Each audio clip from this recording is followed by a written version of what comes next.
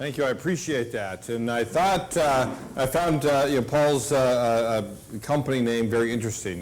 Brood Spelen, bred to circuses and that.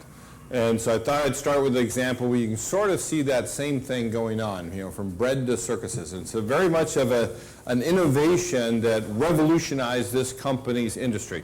Let me know if you've ever seen this particular innovation before. All right, you've seen these devices? Right, this is called the Gumball Wizard, and it truly revolutionized its industry. If you haven't seen one, what happens is that a kid will come up to the Gumball Wizard, put his coin in the slot, and turn the crank, and then not get a gumball, at least not right away.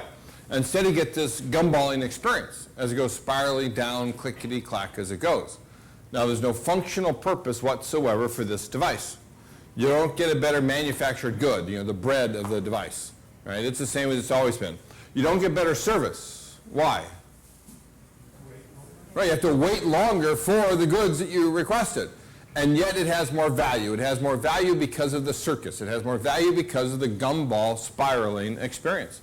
I've seen kids go up to their parents, ask them for a quarter, excitedly put that coin in the slot, turn the crank, have that gumball spiraling experience, pick up that quarter and then go throw it, or pick up the gumball and then go throw it away and ask their parents for another coin. It's really just a slot machine for kids. But why do we see this happening? Well, it's basically because of a fundamental change in the very fabric of the economy, where we've gone from an agrarian economy based off commodities, through an industrial economy based off goods, through a service economy. And what happened in the service economy is that goods became commoditized. Commoditized, meaning they're treated like a commodity, where they don't care about the brand, they don't care about the features, they're all pretty much the same anyway. They come to care about three things and three things only: price, price, and price. And that's when goods have been commoditized. And in fact, the internet is the greatest force of commoditization ever invented. The frictionless marketplace means that customers can instantly compare prices from one vendor to another, and it tends to push them down to the lowest possible price. But increasingly, we see services are being commoditized as well. Telephone service today sold on price, price, price. Fast food restaurants with all their value pricing. And the internet can even commoditize services. Goods and services are everywhere becoming mere commodities. That means it's time to move to a new level of economic value, time to go beyond the goods and services to staging experiences for your customers. Experiences are a distinct economic offering, as distinct from services as services are from goods. It's basically use goods as props and services as a stage to engage each and every individual in an inherently personal way, and thereby create a memory which is the hallmark of the experience. So we're shifting into an experience economy where that's where growth and jobs and GDP is going to come from now and in the future. That's what consumers are looking for today, is they're looking for experiences. This progression does in fact span the gamut from bread to circuses. Right? I had my visual artist draw this just for Paul for this event. This is just to think about how we go from bread to experiences, and that's what that progression of economic value is all about. Right? From commodities to goods to services to experiences. Well, one of the things you need to do is you need to hit the sweet spot of the experience. Right, hit the sweet spot of the experience. You know the term sweet spot? When you have a tennis racket or a golf club and you get exactly in the center, you get exactly the right reaction that you want. Well, the sweet spot of the experience is in exactly the center of these four experience realms. And I'll quickly give you some Dutch examples of these realms. If you think about the Concertgebouw, you have a certain type of concert experience that you go to there. But if you go to UvA and have a different kind of experience, I was actually a visiting professor at the University of Amsterdam for a while, and it's very different than the Concertgebouw. Right? If you think about what kind of experience you have as a student there versus as a concert goer. Think about, and I otherwise sort of avoided mentioning them, but think about the Heineken experience. Right? Again, €15 experience to there, and that's a very different experience than the other ones. Or think about something like Keukenhof and how different that is as well. All of these are different because they represent different realms of the experience. If you think about what the Concertgebouw is, well, actually the reason they're different is that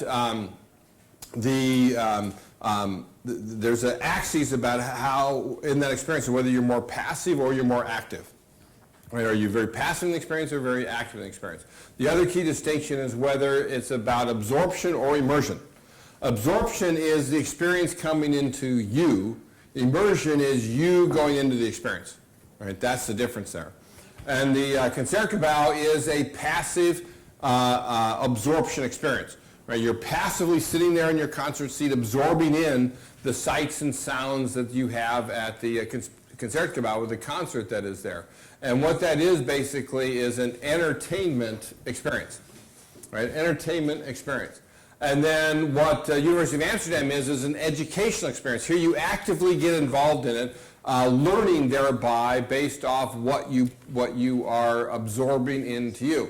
The Heineken experience is very much of an escapist experience. You're going from Amsterdam into this place where they control everything. You're so immersed in there and actively involved in doing things in the Heineken experience. And then finally, Keukenhof is basically a place to be with the flowers that you passively absorb in, are passively immersed in the environments of all the flowers that they have there.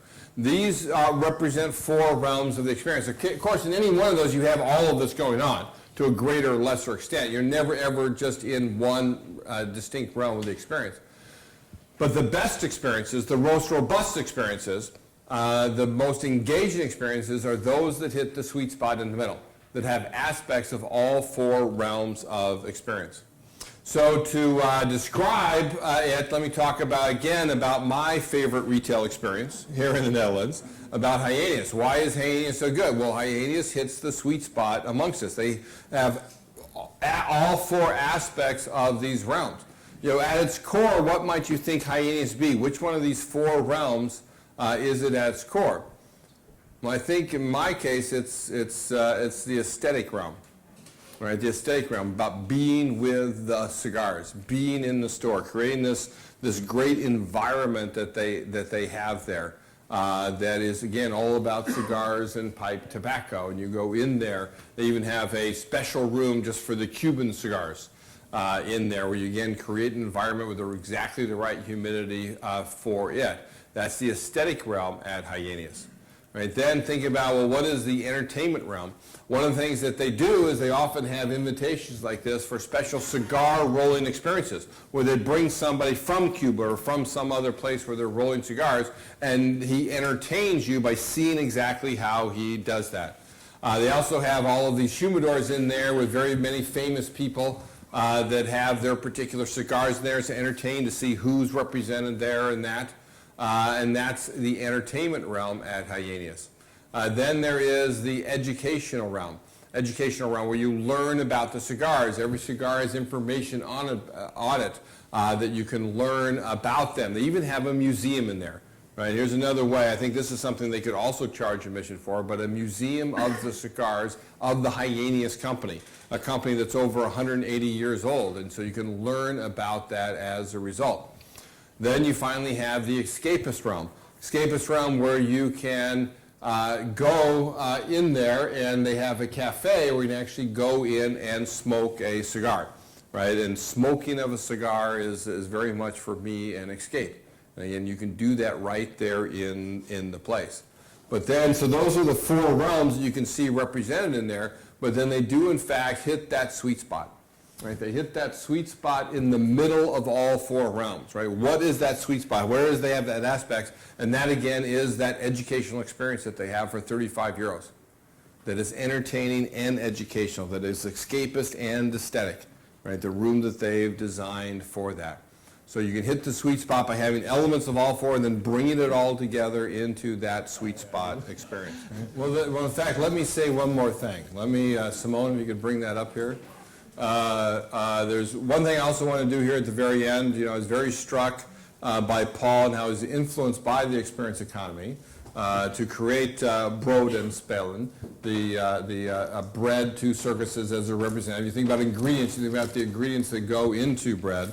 So Paul, I'd like to actually present you with this hand-painted representation. Yeah, that's nice. Come on up, man. Yeah, okay, well. It's really nice, yeah. Yeah. Right. Wow. So here is Brood Spelen. This is the Brood Spelen, presented to me by one of my favorite writers, and you don't know how happy I am with this. Good. I'm glad to hear it. Thank glad you to very hear it. much. All right. Yes, Thank you. thank you very much. Thank you. Yeah.